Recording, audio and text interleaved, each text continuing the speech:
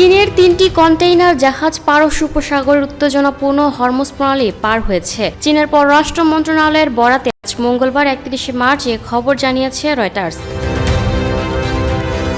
গত 28 ফেব্রুয়ারি ইরানে যুক্তরাষ্ট্র ইসরায়েলের যৌথ সামরিক আগ্রাসন শুরু হওয়ার পর হরমুজ প্রণালী কার্যত বন্ধ করে দেয় তেহরান, যার ফলে বিশ্ব তেলের বাজারে চরম অস্থিরতা বিরাজ করছে। তেহরান বলছে, শত্রু দেশ ইসরায়েল ও যুক্তরাষ্ট্র এবং তাদের মিত্রদের কোনো জাহাজ হরমুজ প্রণালী দিয়ে পার হতে দেয়া হবে না। তবে চীন, ভারত ও পাকিস্তান সহ কয়েকটি বন্ধু প্রতিম দেশকে এই প্রণালী দিয়ে জাহাজ পারাপারের অনুমতি দিয়েছেন ইরান।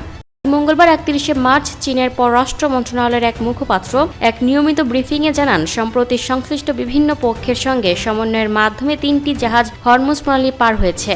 ওই মুখপাত্র আরও বলেন, হরমুজ প্রণালী এবং এর পার্শ্ববর্তী জলরাশি বৈশ্বিক বাণিজ্য ও জ্বালানি সরবরাহের একটি গুরুত্বপূর্ণ পথ। চীন অবিলম্বে যুদ্ধবিরতি, লড়াই বন্ধ এবং উপসাগরীয় অঞ্চলে শান্তি ও স্থিতিশীলতা পুনরুদ্ধারের আহ্বান জানাচ্ছে। ইরান উপসাগরীয় জাহাজগুলোর উপর হামলা চালিয়েছে এবং আরও হামলার হুমকি দিয়েছে, যার ফলে উপসাগরের ভেতরের শত শত জাহাজ ও 20,000 নাবিক আটকা পড়েছেন। সৌদি আরব থেকে অপরিশোধিত তেল এবং কাতার থেকে তরলীকৃত প্রাকৃতিক গ্যাস সহ জ্বালানি রপ্তানি কার্যত বন্ধ হয়ে গেছে।